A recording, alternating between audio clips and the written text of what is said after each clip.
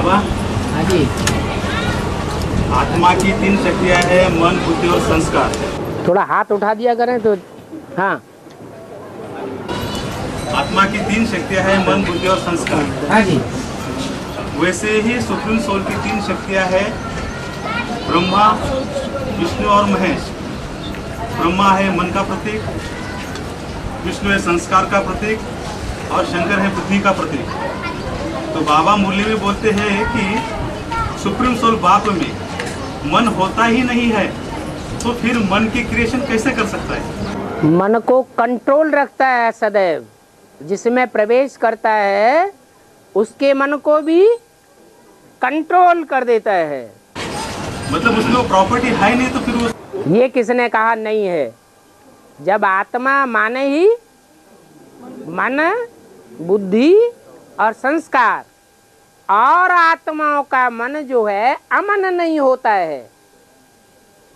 और उस आत्मा में ये विशेषता है कि उसका मन अमन चैन में रहने वाला है। एक सेकंड भी अमन चैन से बाहर नहीं रह सकता।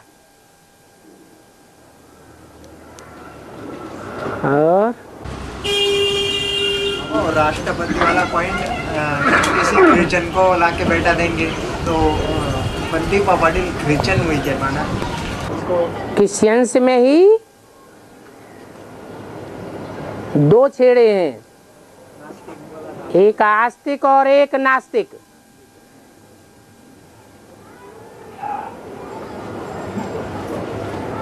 तो जो आखिरी है वो भी तो स्टेज पर आना चाहिए, ताकि पता चले कि धर्म क्या चीज है और अधर्म क्या चीज है।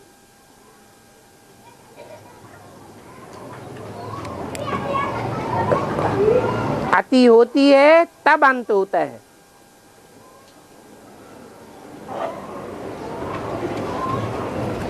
और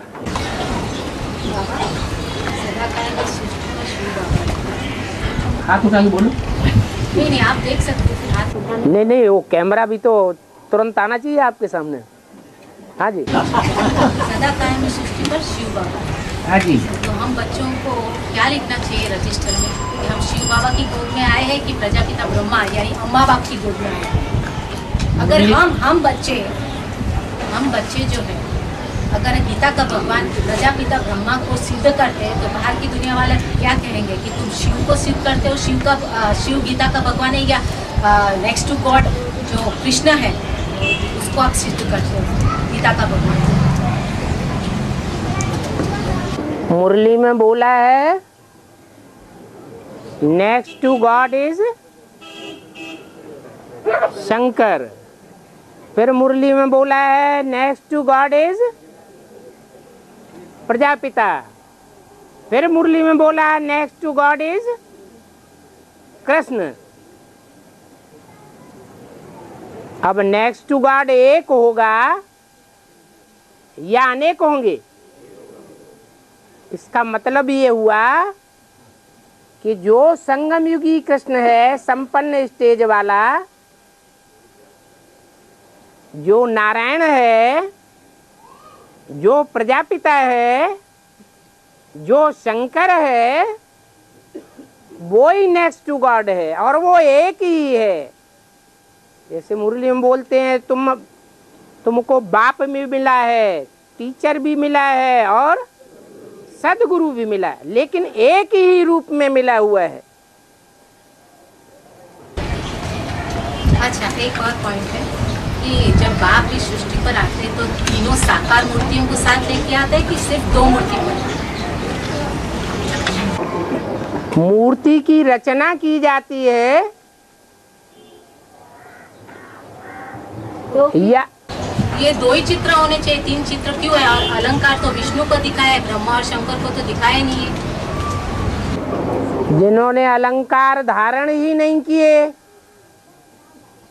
शिव का संपन्न रूप है गॉड फादर के रूप में, और गॉड फादर बन गाया जाता है या 2 या 3? God father is one. और बाप सदैव बच्चे के द्वारा प्रत्यक्ष होता है। ये भारत की परंपरा है। बाप स्वयं अपने को प्रत्यक्ष नहीं करता। कौन करते हैं? बच्चे प्रत्यक्ष करते हैं। और बच्चों में भी बड़ा बच्चा बाप समान माना जाता है। काम करता होगा कि बिना काम किए? काम करता है। तो जो गॉड इज वन, तो गॉड का बच्चा भी वन कहा जाता है। इसलिए भक्ति मार्ग में 33 करोड़ देवताओं के बीच में सिर्फ शंकर का ही नाम शिव के साथ जोड़ा हुआ है। जैसे दुकान का नाम रखते हैं एंड सन्स कंपनी, बाप का नाम देते हैं राजहंस एंड सन्स कंपनी। ऐसे ही शिव के साथ किसका नाम जुड़ा हुआ है? शंकर का नाम जुड़ा हुआ है। इसलिए भक्ति मार्ग में जो शास्त्र हैं उनमें शंकर का नाम शिव के साथ जोड़ा गया है। ब्रह्मा का नाम या विष्णु का नाम नहीं जोड़ा गया है। और तीन जो तबक्के हैं सूक्ष्म वतन के, उनमें सबसे ऊंचे तबक्के में शंकर को बैठाया गया है।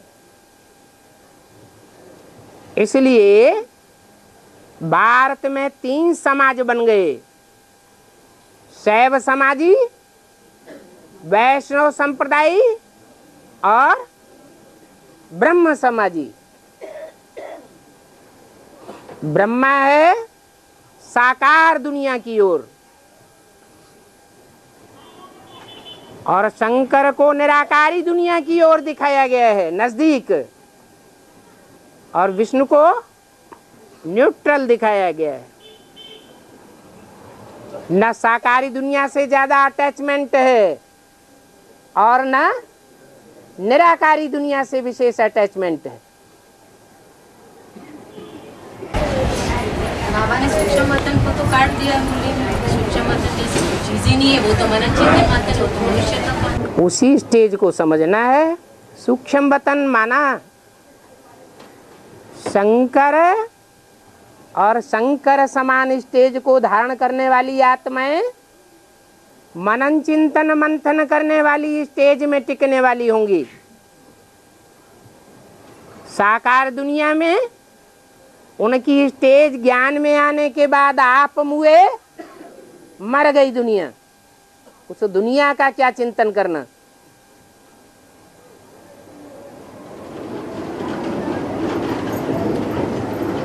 उसकी मूल्य में ये बताया कि 9 वर्ष में बाबा एक भाषा एक राज्य, मगर कौन से 9 वर्ष में? उसका मीन्स तारीख तिथि कुछ तो उसकी शुरुआत तो होनी चाहिए। कौन ये कौन से सन में बोला गया? वो 76 में बोला क्या तभी राम राज्य आया? 76 में नहीं बोला गया,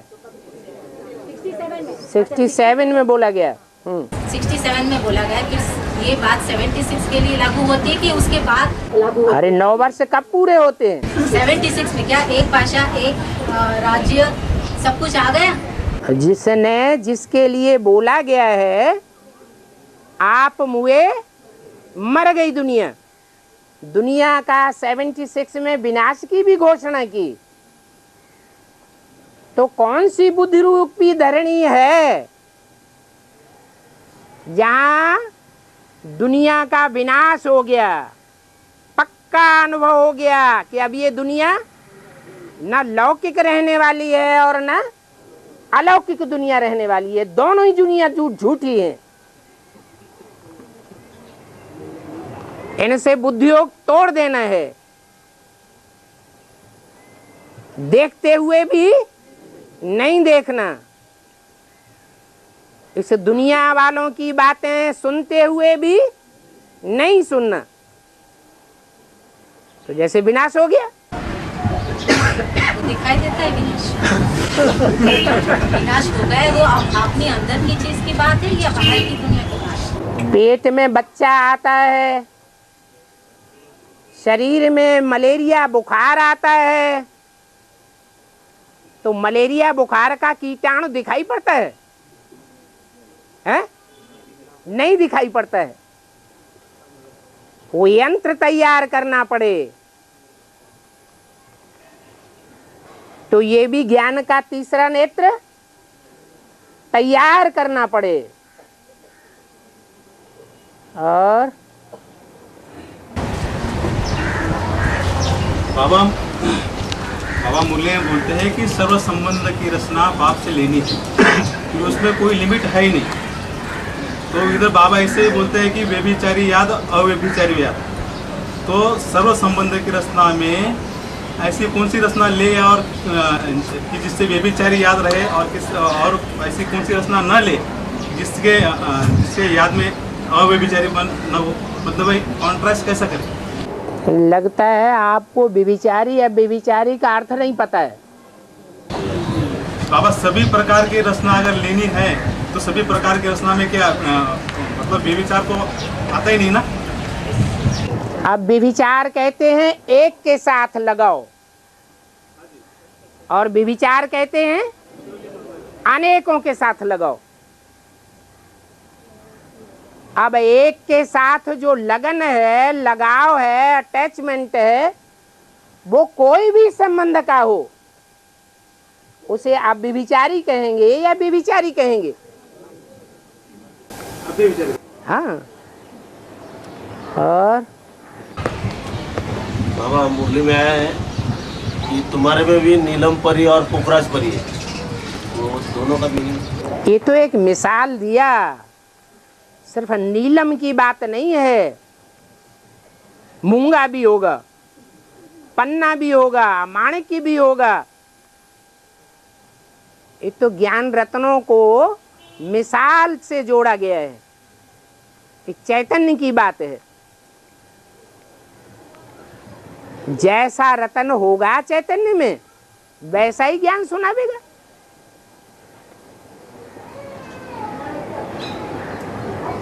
पुखराज की कोई वैल्यू नहीं होती है तो उसके ज्ञान की भी कोई वैल्यू नहीं होगी। उसमें नास्तिकता भरी हुई है। बाप की पहचान जैसे है ही नहीं, तो बाप को नहीं जानता तो जैसे नास्तिक है। बाप क्या है? ये बुद्धि में बात बैठी ही नहीं है। जिसकी बुद्धि में ये बात ही नहीं बैठी है कि बाप कौन है, तो किसकी मानेगा वो? किसी की मानेगा या मनमत चलाएगा? मनमत चलाएगा, क्योंकि नास्तिक है।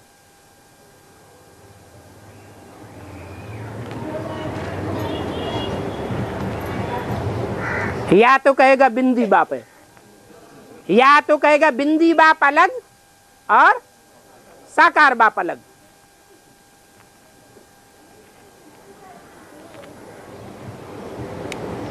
बाबा तो मुरली में बोलते हैं कि निराकार बाप साकार बिगर कोई काम करते ही नहीं। आज भी मुरली में बोला, साकार बिगर एक धर्म एक राज्य एक भाषा की स्थापना हो ही नहीं सकती। साकार होगा तो एक और अनेक का ज्ञान होगा। साकार ही नहीं होगा तो एक कौन है और सर्वव्यापी कैसे है, ये कैसे पता चलेगा? एक व्यापी है पता चले तो साकार में निराकार का भी पता चले, और एक व्यापी नहीं है और मुख से बोलते हैं कि परमात्मा बाप सर्वव्यापी नहीं है, इसका कोई अर्थ हुआ? कोई अर्थ नहीं। और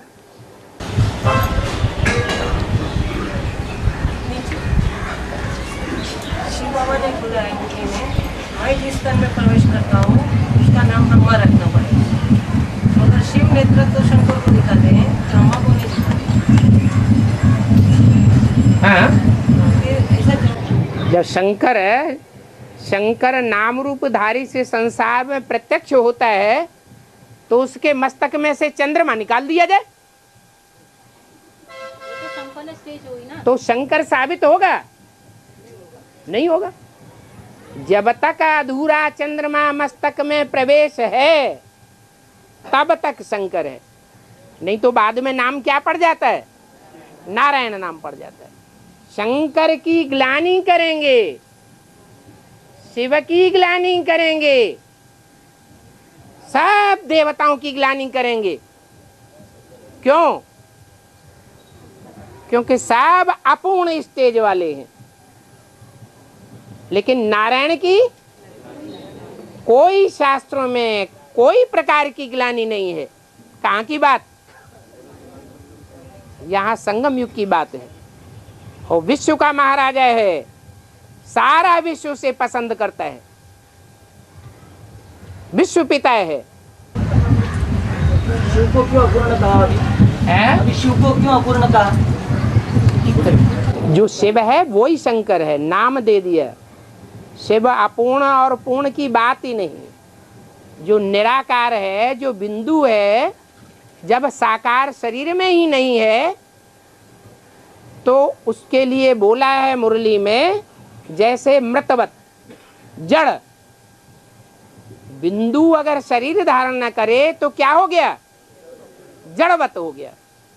परम धाम में ज्योति बिंदु आत्माएं पड़ी हुई हैं तो क्या है? जड़वत है।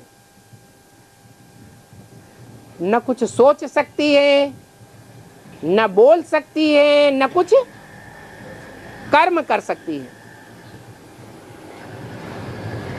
हाँ, शिव को तो विश्लेषण कहा जाता है। शिव को तो विश्लेषण कहा जाता है। विश्लेषण विष से परे, जिसके अंदर कोई विष मात्र नहीं होती, उसको कल्याणकारी तो है। वो ही तो विष पिएगा। जिसके अंदर खुद ही विषय विकार भरे होंगे वो विष पिएगा? वो तो भक्ति मार्ग वालों ने दिखाया है कि शंकर विष पीता था। अरे शंकर विष पीता था या उसके अंदर शिव विष पीता था? पीने वाला कौन है? शिव है। वो ही कल्याणकारी है। जिसकी इच्छा होगी वो इच्छा मात्र में विद्या कहा जाएगा? नहीं। और हाँ जी, शिव को तो महावैष्णव भी कहा गया है, कि कैसे विष पी सकते हैं? महाशब्द कब लगता है? महानारायण, महालक्ष्मी, जब दो इकट्ठे होते हैं तो महाशब्द लगता है।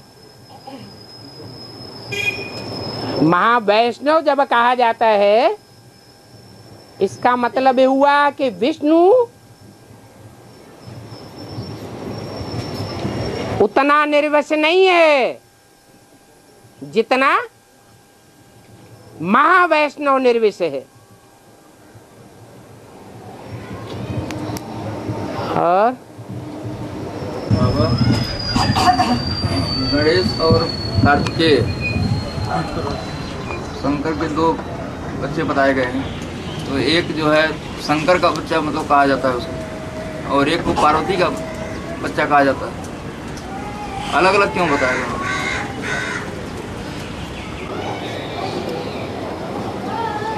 पार्वती की रचना किसने? पार्वती ने रचना किसकी की? गणेश की रचना की। गणेश को मनुष्य के रूप में दिखाया है या जानवर के रूप में दिखाया है? शुरू में तो मनुष्य का रूप दिखाया दिखाया था, बाद में जानवर का रूप दिखाया था। गणेश जब पूजा जाता है, जो पूजनीय है, जिसकी मंदिर में पूजा दिखाई गई है, वो जानवर के रूप में दिखाया जाता है। और जानवर पूरे शरीर से जानवर नहीं है, सिर्फ है मुख में जानवर है, माने ज्ञानेंद्रियों से जानवर है। जो ज्ञानेंद्रियों से जो कार्य गणेश का बाप कर सकता है, वो कार्य गणेश नहीं कर सकता।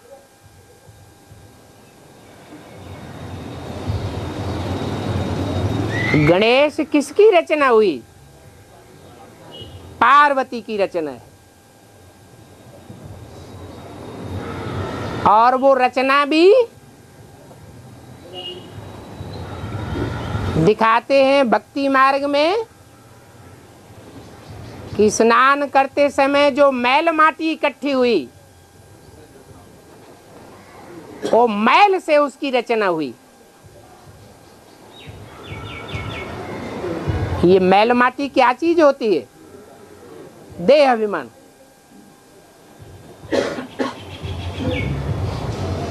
भगवान स्त्री रूप में संसार में प्रत्यक्ष नहीं होता। किस रूप में प्रत्यक्ष होता है? पुरुष रूप में प्रत्यक्ष होता है।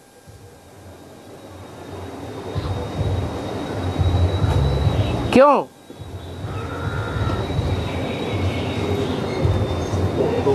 कोई कारण होगा? है? हाँ, क्योंकि पुरुष रूप में आता है तो सारी दुनिया की मनुष्य मात्र आत्माओं से मिल सकता है।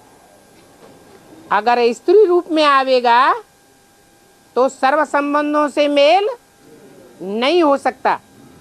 उतना नजदीकीपन का अनुभव आत्माएं नहीं कर सकती। अगर करेंगी भी तो देहभान बढ़ेगा या घटेगा? बढ़ जाएगा। इसलिए पार्वती की जो रचना है, गणेश, वो देहभान युक्त दिखाई जाती है। रचयिता एक होना चाहिए या दो होना चाहिए? बीज एक होना चाहिए रचयिता के रूप में या दो होना चाहिए? एक ही होना चाहिए। और जो रचना की गई थी, वो रचना बाप के साथ विरोध का कार्य करना शुरू करती है या प्यार का काम करना शुरू करती है? फाउंडेशन से ही विरोध करती है। बच्चा घर परिवार में भी वो अच्छा होता है जहां पति पत्नी की 100% सहमति से पैदाइश होती है। अगर थोड़ा भी वाइब्रेशन का झगड़ा है, प्यार नहीं है, वाचा का झगड़ा है या कर्मेंद्रियों की मारपीट है, तो बच्चे की भी पैदाइश अच्छी नहीं हो सकती।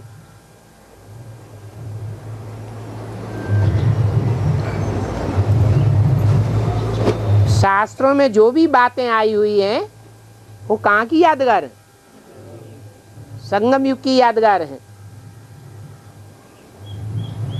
और कार्तिकेय बल तिक तिक करने वाला है, क्योंकि जो दो मुहा आदमी होता है वो भी उसकी बातें भी तिक तिक करने वाला माना जाता है। कभी एक मुख से बोलता है, कभी दो मुख से बोलता है, और उसको तो 6 मुख दिखाए गए हैं।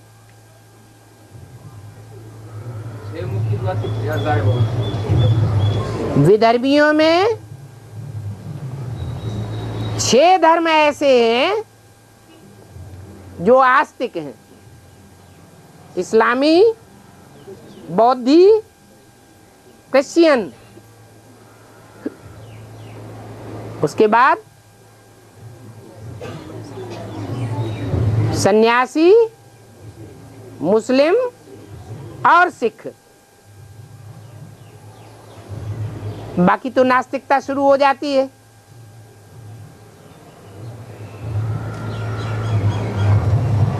तो छेऊ की टिक टिक करता है छेऊ धर्मों से।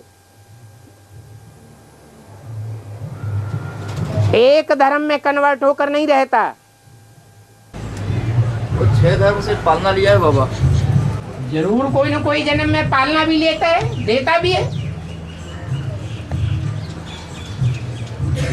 6 धर्म उसके पालक बने होंगे, तभी तो उसको जो है। तभी तो 6 मुंह से बोलता है। कोई आदमी एक ही तरह का ज्ञान बोलता है, एक ही भाषा बोलता है, तो कहेंगे ये तो एक मुख वाला है। ये रुद्राक्ष के मणके होते हैं ना,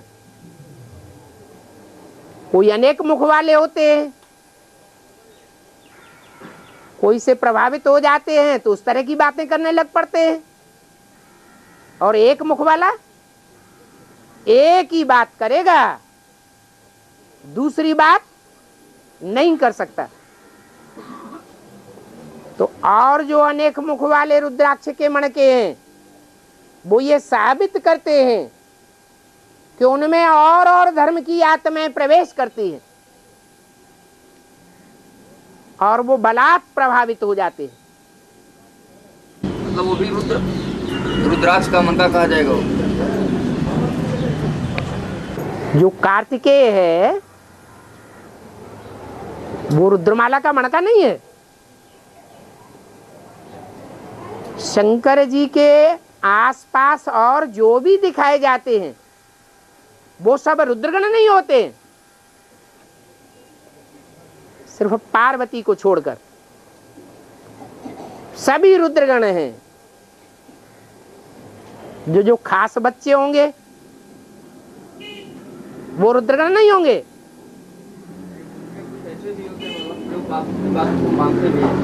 नहीं, मानने वाले जैसे एक मुख की जो पक्की पैदाइश होंगे वो ज्यादा जन्म एक मुख वाले ही रहेंगे,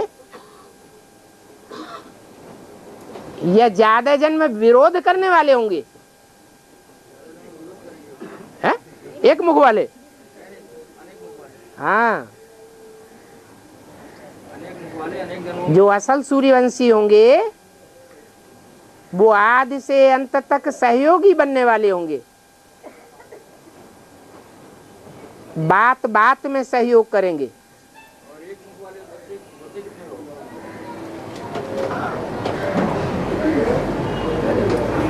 1 लाख।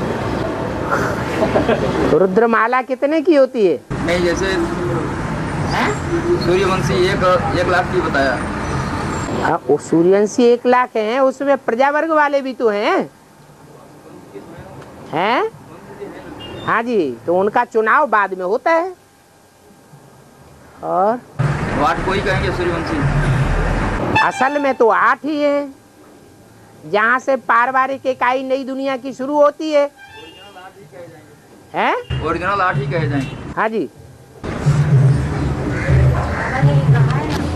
ओम Mandali is the richest in the world. बाबा ने ये तो नहीं कहा Brahma Kumari, Prajapita Brahma Kumari is richest in the world. Om Mandali नाम दिया मंडली में। तो आ उमा तो तीनों मूर्ति तो होनी चाहिए। तो अब ब्रह्मा की मूर्ति चाहिए, प्रैक्टिकल में होनी चाहिए। अभी ब्रह्मा की मूर्ति कहाँ है? प्रैक्टिकल में होनी चाहिए। है कहाँ? अभी ब्रह्मा की मूर्ति किसे मानेंगे? बाबा बोलते हैं। और बाबा बोलते हैं वो छोड़ो, प्रैक्टिकल में है कहाँ? ब्रह्मा की मूर्ति। ब्रह्मा की मूर्ति प्रैक्टिकल में कहाँ है? ब्रह्मा इंस्पिरेटिंग पार्टी वाला है ना। इंस्पिरेटिंग पार्टी वाला है। मूर्ति है। मूर्ति माने साकार, मूर्त माने साकार या अमूर्त माने साकार। मूर्ति है तो मूर्त माना साकार होना चाहिए। अमूर्त है तो इंस्पिरेटिंग पार्टी होना चाहिए। बाबा ने तो एडवांस पार्टी के लिए 3 इंस्पिरेटिंग, प्लानिंग और प्रैक्टिकल तीनों बताएं। हाँ, तीनों है तो तीनों की मूर्तियां होनी चाहिए ना। कभी आप कहते हैं, कभी कहते हैं इंस्पिरेटिंग, है ना, होनी चाहिए। हाँ। तो ओम बंडली क्यों? तो चाहिए जब कहा तो आपकी बुद्धि में है या नहीं है? हमारी बुद्धि में तीनों मूर्तियां हैं, हैं? लिखिए, कागज पर लिख करके दीजिए। अभी कागज पर लिख के तीनों मूर्तियों को स्पष्ट करिए। नाम रूप धाम गुण कर्तव्य लिखो ना, दे दो कागज।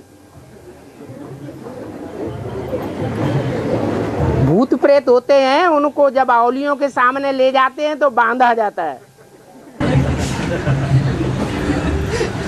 क्या आप इस आत्मा को ये साबित करना चाहते हैं? नहीं, एक बात बताई, इंस्पिरेटिंग पार्टी होती है ना, तो भूत प्रेत होती है या साकार में होती है? अगर आपने ही बताया ना, एडवांस में 3 ग्रुप्स है, इंस्पिरेटिंग है। जो बताया है तो गलत बताया क्या? बाप ने भी बताया, अम्मा ने भी बताया, हम भी बताएंगे।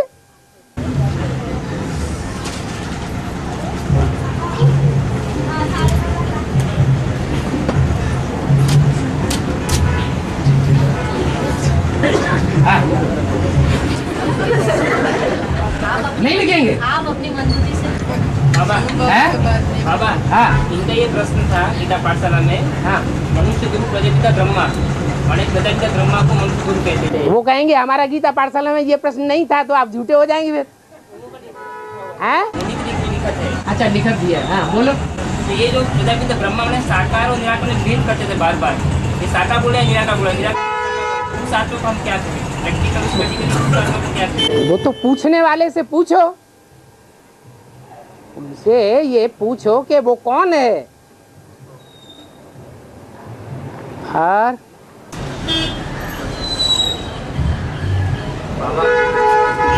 गणेश माता पिता का औरत संतान नहीं है, जैसे कि बताया गणेश जो है माता पिता का औरत संतान नहीं है, भगवान की मिट्टी से बनाया जाता है गणेश। हाँ, लेकिन बाप ने तो स्वीकार कर लिया ना। जो भी पार्वती ने रचना की, उस रचना को बाप ने स्वीकार किया या नहीं किया? बात खत्म हो गई। तो उनका जानवर मुख होते हुए भी गायन भोजन सबसे ज्यादा बुद्धि में तीखा था ना, बुद्धि में तीखा है ना, लेकिन कलयुगी दुनिया में, द्वापर युगी दुनिया में नहीं, अस्तित्व ही नहीं होता। द्वापर में ज्ञान फिर भी सात्विक स्टेज में होता है, भक्ति भी सात्विक स्टेज में होती है। गणपति की पूजा ही बाबा कलयुग से ही शुरू होती है। हाँ जी, तामसी युग में ही पूजा शुरू होती है। देवियों की पूजा अथवा देवताओं की पूजा, जो मनुष्य रूप में नहीं दिखाए जाते। और हाँ, उसमें भी 2 तरह के देवी गणेश दिखाए जाते हैं। हाँ। एक जो है विसर्जित किया जाता है, एक को विसर्जित किया जाता है, हाँ जी, और एक को अस्थायी तो दिया जाता है उसको, मतलब कि वो सीट के ऊपर सेट हमेशा रहता है, उसको विसर्जित नहीं किया जाता। हाँ जी। जैसे जो मंदिरों में जो गणपति होते हैं वो उनको उठाया नहीं जाता, एक बार स्थापित किया जाता है।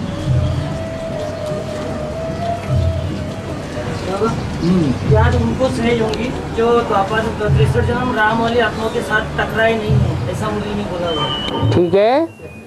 फिर बाबा ये भी कहते कि अगर यहाँ संगम युग में बुद्धि में टकराहट होगी, तो जिसके साथ टकराहट होती है उसे कोई याद करना चाहता है? अगर टकराहट होते हुए भी जबरियन याद करे तो उसे हठ योगी कहेंगे या सहजराज योगी कहेंगे? हठ योगी की लिस्ट में है। फिर बाबा ऐसे कैसे कहते कि राम के भक्त कृष्ण के बंदे सब है आपको? वो तो भक्ति मार्ग में कहते हैं, बाबा कहाँ कहते हैं? बाबा का नाम आपने लगा दिया। बाबा ने मुरली में बोला, वो भक्तों के लिए बोला ना, भक्त ऐसे कहते हैं। है मुरली में आया कि बाबा अंत में ऐसी तीखी और मीठी दृष्टि देंगे कि सभी बच्चे आत्मिक स्टेज में स्थित हो जाएंगे। है तो बाबा ने ये भी कहा है कि जो मोटे चमड़ी वाले होते हैं उनको धर्मराज के जब डंडे गिरेंगे तब वो देहबान छोड़ेंगे अपने। क्या? फिर ये तीखी और मीठी दृष्टि कितने आत्माओं तक सीमित है? क्या ये सिर्फ 1 लाख आत्माओं तक ही सीमित है जो अपनी जो जन्म जन्मांतर के सहयोगी होंगे उन्हीं के लिए होगी। लौकिक में बाप अपने बच्चे को बड़े प्यार से देखता है, तो कौन से बच्चों को बड़े प्यार से देखता है और कौन से बच्चों को तीखी नजर से देखता है, टेढ़ी नजर से। लेकिन मीठी और तीखी दृष्टि दोनों का है ना। हाँ, तीखी माने मीठी में भी तीखी होती है। कोई मीठा होता है और बहुत तीखा मीठा होता है। और बाबा हाथ उठाओ। हाँ, बाबा मुरली में बोला है कि दिल्ली है स्थापना करी, बम्बई है विनाश करी और कलकत्ता है आवाज फैलाने वाली सहयोगी बनेगा। सहयोगी बनेगा। है। अभी बाबा का बम्बई में ज्यादा आना जाना है और दिल्ली में ऑलरेडी स्थापना हो चुकी है। कलकत्ता से तो आवाज निकला नहीं। बम्बई से विनाश का पार्ट, जो ब्राह्मणों की दुनिया से विनाश के पार्ट शुरू होने वाला है, तो किस तरह का विनाश शुरू होने वाला है? स्थापना, पालना और विनाश, तीनों कार्यों में सबसे ज्यादा कठोर कार्य कौन सा है जो धर्म पिताएं भी नहीं कर पाए? तो ज्यादा कठोर कार्य, उसमें ज्यादा ताकत लगानी पड़े ना। बाबा सब लोग जैसे ज्ञान में चलते वैसे बम्बई वाले भी चलते हैं ना। सो नहीं चलते हैं, और ऑल इंडिया में सब विष्णु पार्टी के प्रभाव में आ गए और विष्णु पार्टियों के प्रभाव में आ गए। यहाँ कहाँ आ गए? वो भी तो फाउंडेशन है, वो भी तो ऐसे ही निकला, वो इसलिए नहीं आया। उसका जो वातावरण था वो सब दिखाई देता था हमको। हाँ जी, कुछ काम का नहीं है वातावरण, इसलिए नहीं वो भी आया। तो निकला, वो बम्बई से निकला हो ना। ऐसे ही निकला ना, वो वातावरण तो यहाँ से ही तैयार हुआ ना हो। नहीं, फाउंडेशन जब देखा जाए कुरेद के तो जरूर फाउंडेशन कोई दूसरा है। हाँ जी। और आत्माओं की जो सुप्रीम सोल जो है शिव, वो सबका बीज है, ठीक है? सबका बीज है। एक बीज से जब अनेक बीज निकलते हैं तो दूसरे बीज जो हैं रचना कहे जाते हैं। यहाँ रचना रचयिता का बीजों में कनेक्शन नहीं है, क्योंकि सब अनादि आत्माएं हैं। यहाँ निकलने की बात नहीं है। मनुष्य सृष्टि का जो बीज है ना, वो प्रजापिता होता है। हाँ जी, के जो बच्चे वो सब मतलब वो अलग अलग डिवीजन हो जाते हैं। हाँ जी, तो मुझे जस्ट एक पूछना है बात की, बाद में दुनिया इतनी बिगड़ क्यों जाती है? फिर मतलब जो बीज है ना, उससे सब पैदा होते हैं, तो बाद में फिर इतना डाइवर्सिटी क्यों हो जाती है? जैसी जैसी धरणी वैसा वैसा बीज अपना रूप बदलता जाता है।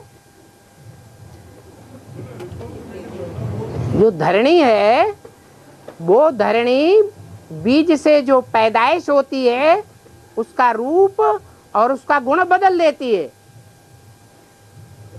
जैसे पुरुष होता है ब्राह्मण धर्म का और स्त्री होती है शूद्र वंश की, तो पैदाइश कैसी होगी? एक ही जैसी होगी क्या? अंतर पड़ जाता है। जैसे चौपाए जानवर होते हैं, शेर और शेरनी के मेल से जो बच्चा पैदा होता है वो पहला बच्चा जरूर शेर होता है। अगर जंगल में से खुदा न खास्ता शेरों की जनरेशन खलास हो जाए और शेरनी यहीं बचे, बाघ बचे, बबर शेर न बचे, तो बाघ से जो बच्चों की पैदाइश होगी वो बबर शेर की होगी क्या? नहीं होगी। जैसे कहते हैं कि हड्डियों के ढांचे मिले डायनासोर के, वो जनरेशन खलास हो गई, लेकिन चौपाए तो थे ना। उस तरह के और भी तो जानवर होते हैं, जैसे मगरमच्छ। तो जो जनरेशन खलास हो गई उसमें या तो मादाएं खलास हो गई होंगी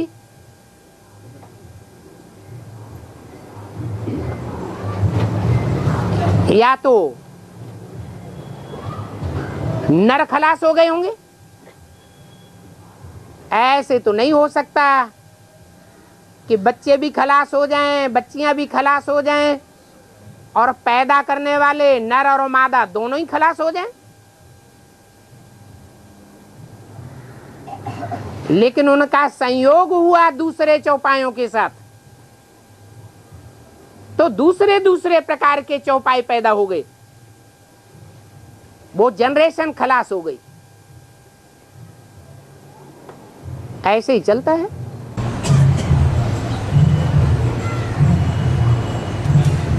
और बाबा ब्रह्मा और शंकर को बेटा वो दिखाते हैं तो विष्णु को खड़ा पे दिखाते हैं। वो अंत तक पुरुषार्थ में खड़ा रहता है और शंकर जी देखते हैं कि महाकाली खड़ी हो गई हमारा काम करने के लिए,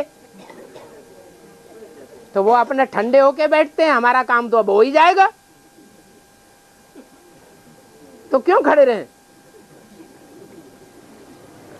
और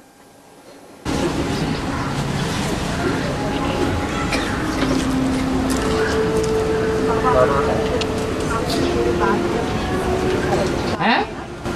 तो आपसे बात करनी है पर्सनल।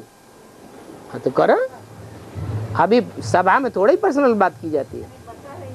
हाँ जी बाबा, बम्बई को पहला विनाश दिखाया है, तो कब होता है, क्या कुछ मालूम है? बता तो दिया, जब समुद्र उछाल मारेगा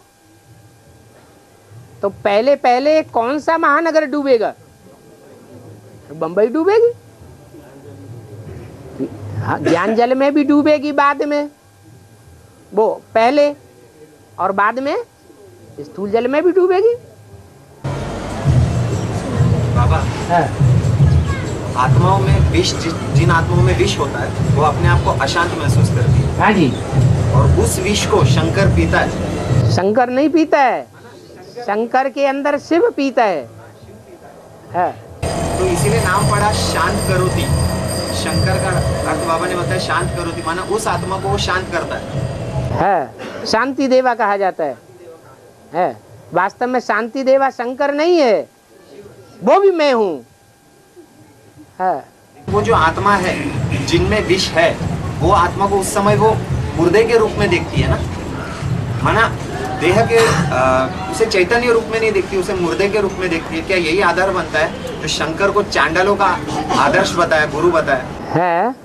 वो तो वो सबका ही बीज है ना, दास दासियों का भी बीज है, चांडालों का भी बीज है, प्रजावर्ग का भी बीज है, राम राजा राम प्रजा। वो आत्मा के लिए सब कुछ लागू होता है। दुनिया की ऐसी कोई बात नहीं जो तेरे पर लागू न होती हो। बाबा कहते हैं कि बेसिक में कईयों की अवस्था अच्छी थी और कईयों के एडवांस में आने के बाद अभी तामसी अवस्था है, लेकिन हमारे साथ ऐसा कुछ नहीं हुआ बाबा। अच्छा, एकदम टॉप मोस्ट है। सतयुग आदि से लेकर के कलयुग अंतिम जन्म तक एकदम सतो प्रधान देवता बन के रहेगा, मुंह में घी शक्कर। और बाबा, वाणी में आया है, गंगा जल की लोटी पर ले जाते हैं, रोज एक बूंद लोटी से निकाल पानी में डाल नहाते हैं। तो उसका मतलब क्या हुआ? ब्रह्मा कुमारी आश्रम में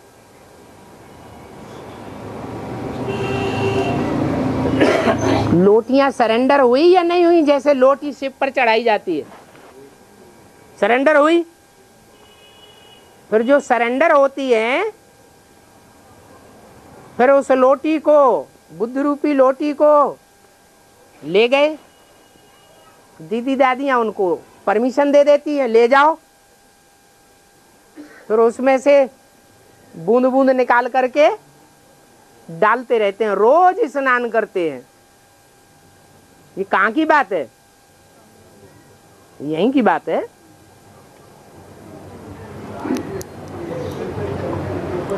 हाँ दुनिया ना मतलब हद की दुनिया के ऊपर इफेक्ट कैसे करती है, मतलब उसके ऊपर जो यहाँ के वेद की दुनिया जब योग युक्त हो जाएगी तो सारी दुनिया को प्रभावित करेगी, भले उसका रूप छोटा हो।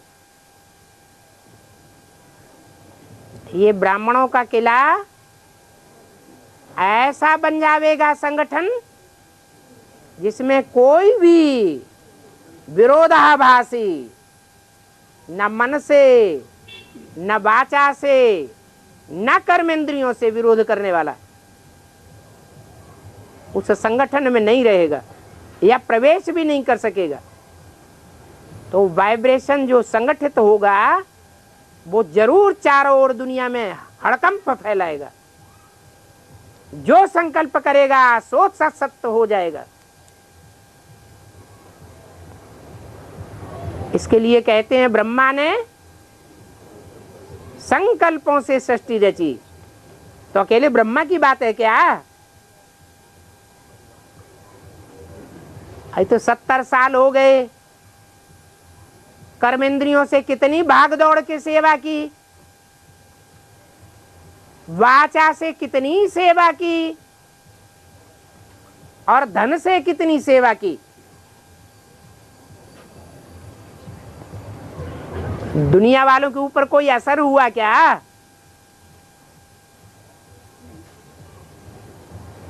हुआ? अच्छा, दुनिया वालों की बात छोड़ दो, हमारे ऊपर कोई असर हुआ?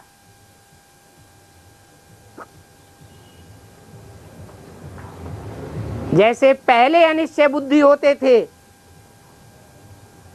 कभी निश्चय बुद्धि कभी अनिश्चय बुद्धि, वैसे अभी भी निश्चय बुद्धि अनिश्चय बुद्धि का चक्र चलता रहता है।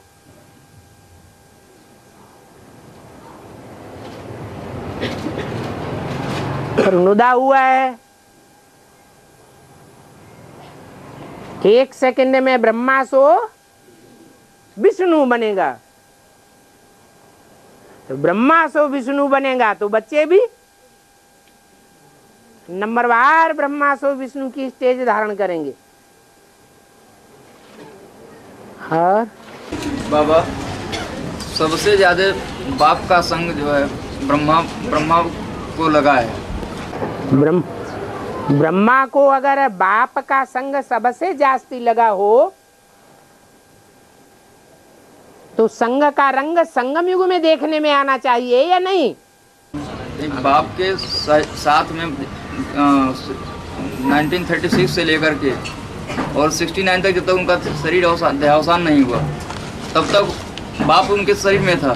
बाप था, बाप ज्योति बिंदु रूप में था या साकार में था? ज्योति बिंदु रूप में था। तो ज्यादा संग किसका लगता है?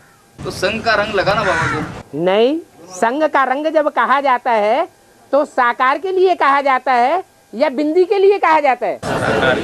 उसको संग का रंग नहीं कहेंगे दोनों का। बिंदी का संग का रंग कैसे लगेगा? बाबा वही बिंदी जब प्रजापिता के अंदर प्रवेश करती है तो वो जो है। नहीं, प्रजापिता वाली आत्मा बीज है, ब्रह्मा वाली आत्मा आधार है। वो तो आज से लेकर अंत तक आत्मिक स्टेज में रहने वाली आत्मा है। अगर वो 100% वो क्वालिटी खत्म हो जाए तो शिव किस में आएगा? तो भक्ति मार्ग वालों ने दिखा दिया है कि जानवरों में आता है, ठिक्कर भित्तर में आता है। क्या मैं जानवरों में प्रवेश करके जानवरों का उद्धार करूंगा? किसमें आता है? मनुष्य तन में आता है।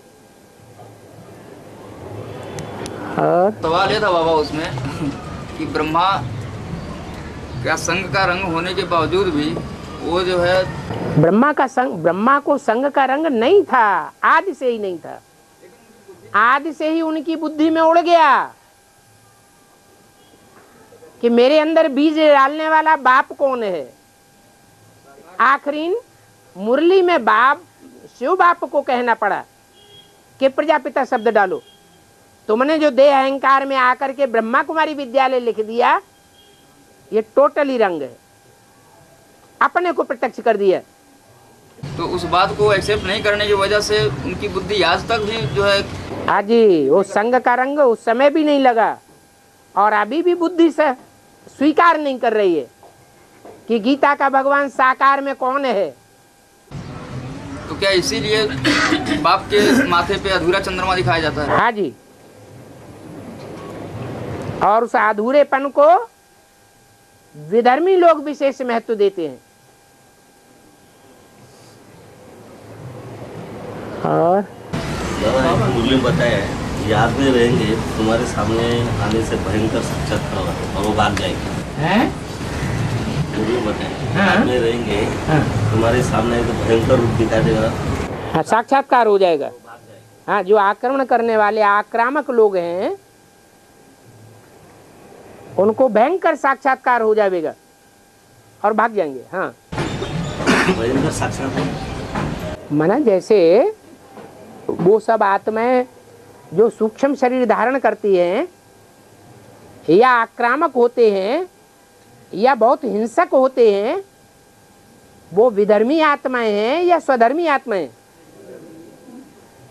जो पक्के स्वधर्मी होंगे वो तो पक्का किए बैठे हैं। क्या? बाहुबल से विनाश और योग बल से ही स्थापना होगी, तो भूल करके भी बाहुबल का प्रयोग नहीं करेंगे। लेकिन जो विधर्मी आत्माएं होंगी वो सब भूल जाएंगी और देवभान में आकर के बाहुबल का प्रयोग करने वाली होंगी।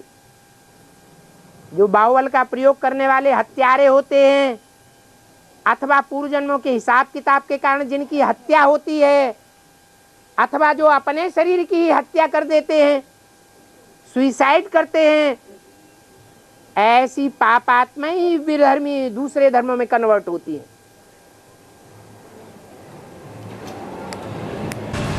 बाबा जो अचानक शरीर छोड़ते वो भी ऐसे अचानक ही होता है वो सब। और गुस्सा आता है तो अचानक ही आता है ना। बाबा ज्ञान में आना भी अचानक होता है। ज्ञान में जब भी कोई आत्मा आती है, अचानक नहीं आती है। जैसे बीमारी आदमी की लंबे समय तक चलती है और फिर वो शरीर छोड़ देता है, तो उसे अचानक मौत कहेंगे? नहीं कहेंगे। ऐसे ही ज्ञान में आना अचानक सिर्फ उन आत्माओं का होता है जो एकदम नजदीकी होती है। एक शब्द भी सुना और तुरंत आकर्षित हो जाते हैं। बाबा जब बेसिक में हम आए थे तो ऐसे ही ब्रह्मा कुमारी का नाम देखा और अंदर चले गए और वहां से फिर ब्रह्मा कुमार बन के ही बाहर निकल पाए। और एडवांस में भी जब आए तो भी एक बात सुने और फिर प्रजापिता ब्रह्मा कुमार बन गए। और अब अंतिम स्टेज जो होगी वो तो आप जानते ही हैं। तो कहने का मतलब ये है कि जो भी कुछ अभी आपने बताया कि जो भी कुछ होता है विधर्मियों का वो अचानक ही होता है। तो यहाँ पे जो ये नहीं बताया कि विधर्मियों को जो कुछ होता है अचानक होता है।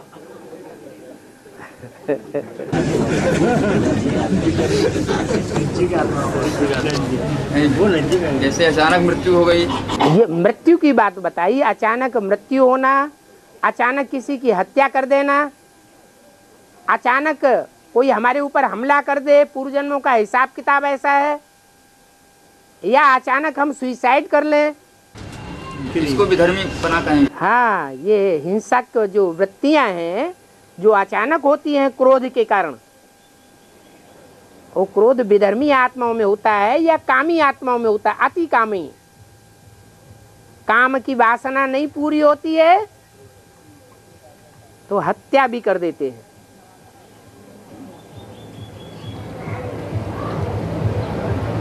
और हाँ, ब्रह्मा को पहले साक्षात्कारों का अर्थ क्लियर करके ज्ञान रूपी जन्म देने के निमित्त जगत माता और जगत पिता बनते हैं। लेकिन एक्चुअल उनका स्थूल रूपी जो जन्म देने वाले माता पिता है उसमें पिता तो वही रहता है, लेकिन माता क्यों बदल जाती है?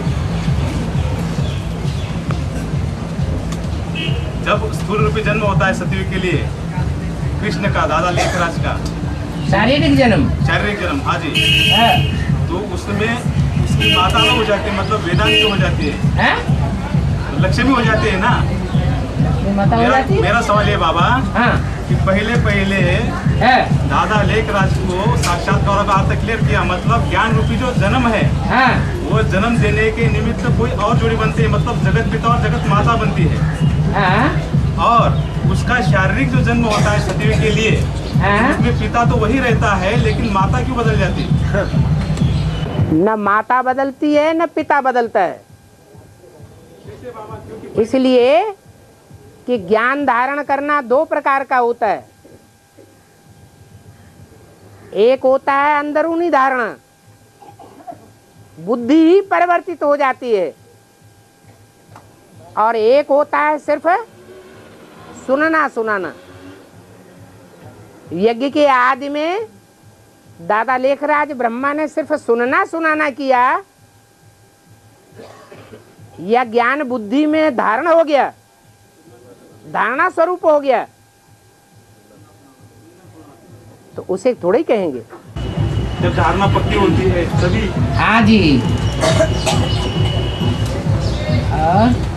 तो बीजारोपण तो कहेंगे ना बाबा? है जी, बीजारोपण तो कहेंगे ना। एक होता है देह का बीजारोपण और एक होती है आत्मा प्रवेश करती है। तो असली बीजारोपण कब हुआ? आत्मा रूपी बीज ने जब प्रवेश किया तब असली बीजारोपण है। और यज्ञ के आदि में 1936 से 1941-42 तक जो 5 साल का जो पीयू की वाणी चली, थी ना, तो उस समय साक्षात्कार होता था, लेकिन वो जितने भी बच्चे थे उनको साक्षात्कार किनके प्रति होता था? सेवक राम के प्रति होता था या? जैसे मिसाल दिया है व्यक्तवाणी में, जैसे आदि में वृद्ध के रूप में कृष्ण बच्चा दिखाई देता था, रचना कृष्ण दिखाई देता था, वैसे ही अंत में बाप का साक्षात्कार होगा।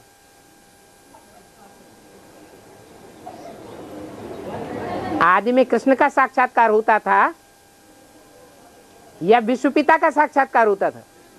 कृष्ण बच्चे का साक्षात्कार होता था। ब्रह्मा के प्रति होता था ना बाबा।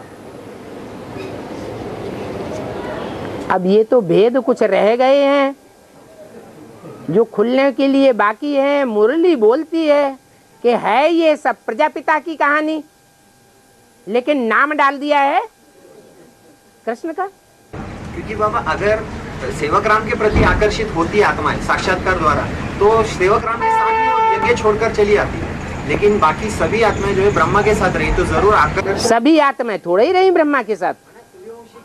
हाँ जी, जो और दूसरे धर्म के हैं, दूसरे धर्मों से प्रभावित होने वाले हैं, वो सब माँ की गोद में पलने वाले हैं, बाप के रूप को पहचान ही नहीं पाते। क्योंकि बाबा ने बोला है साक्षात्कार की चाबी जो है वो बाप के पास है। हाँ जी, तो माना जहाँ चाबी चाहे वहाँ घुमा सकते थे बाप। हाँ, तो साक्षात्कार वास्तव में किनके प्रति हुआ? जो बेबी बुद्धि बच्चे थे उनके प्रति हुआ। बेबी बुद्धि बच्चे जो है वो बेबी के पास ही अटक गए ना। हाँ। बाप के प्रति तो उनका कोई आकर्षण था ही नहीं। ठीक है, जो जन्म जन्मांतर है उतना नहीं रहा होगा, तो जिनका रहा होगा वो जल्दी समझ गए। तो साक्षात्कार की जो चाबी है वो सेवक राम के प्रति क्यों नहीं घुमाई? ब्रह्मा की ओर क्यों? साक्षात्कार भक्ति मार्ग की चीज है या ज्ञान मार्ग की चीज है? तो भक्ति मार्ग की चीज भक्तों को मिलना चाहिए या बीज को मिलना चाहिए? नहीं, भक्तों को ही मिलता है। हाँ, तो भक्तों में मुख्य भक्त कौन हुआ? जो भी भक्त हैं वो सतयुग के नारायण सब भक्त हैं। उनमें ज्ञानी कोई नारायण है? ज्ञानी कोई नारायण नहीं है। उसमें अव्वल नंबर भक्त कौन हो गया? कृष्ण की सोल। तो उनको फिर उनकी उनकी फिर आकर्षण सेवक राम की ओर क्यों नहीं गई बाबा? इनकी कृष्ण वाली आत्मा की जो है ही आधार मूर्त। बाबा अभी एक बात तो आया ना, वैसा बेसिक ओम मंडली की कहानी चुगीराम जुबानी करके ऐसा कोई, और सिर्फ कोर्ट में से नाम निकले हैं, कोई कहानी कुछ नहीं निकली है। लकी बाबू की बंगाली गुरु की जादुई में से हम डरते थे। वो सिर्फ कोर्ट में से नाम निकले हैं, नाम उन नामों के आधार पर जिसने जिसने जो अनुभव सुना दिया वो बात निकली है। अभी तो असलियत बहुत निकलनी बाकी है ना।